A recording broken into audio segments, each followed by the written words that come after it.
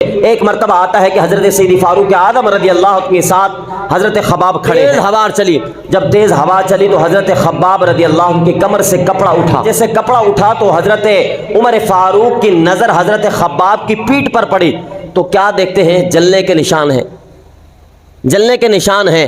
تو حضرت سیدی فاروق اعظم رضی اللہ عنہ نے پوچھا، اے خباب یہ کس چیز سے جلا ہے آپ کا جسم؟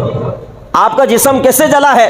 آپ نے آج تک نہیں بتایا۔ حضرت خباب فرماتے ہیں عمر اس بات پر پردہ رہنے دیں، اس بات پر پردہ ہی رہنے دیں۔ کہا نہیں آج میں پوچھ کر رہوں گا، مجھے بتائیں تو نہیں یہ زخم کس چیز کے ہیں؟ خباب فرماتے ہیں کہ جب اللہ کے پیارے محبوب علیہ الصلوۃ والسلام نے اعلان نبوت فرمایا، مسلمانوں کی تعداد کم تھی، اس وقت حکم یہ تھا کہ اپنے اسلام کو چھپایا جائے۔ فرمایا کہ یہ کفار مکہ پکڑ پکڑ کر مسلمانوں پر ظلم و ستم کیا کرتے تھے، مجھے پکڑ کر آگ کے انگاروں پر لٹایا جاتا تھا، مجھے کہا جاتا کہ اللہ کے نبی کا کلمہ چھوڑ دو، میں یہی کہتا تھا۔ فرمایا کہ یہ جان تو جا سکتی ہے لیکن جو کلمہ مصطفیٰ کا پڑا ہے، فرمایا کہ یہ جان جا سکتی ہے لیکن کلمہ نہیں چھوڑ سکتا۔ بعد حضرت عمر فاروق رضی اللہ عنہ نے فرمایا کہ خباب ذرا اپنی پیٹھ سے کپڑا اٹھائیں، اپنی پیٹھ سے کپڑا اٹھائیں۔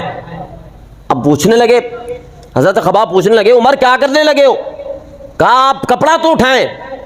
حضرت خباب رضی اللہ عنہ نے جب اپنی پیٹھ سے کپڑا اٹھایا تو حضرت عمر فاروق کو چوم بھی رہے ہیں، رو بھی رہے ہیں اور کہتے ہیں کہ یہ وہ زخم ہے جو حضور کی محبت میں آئے ہیں۔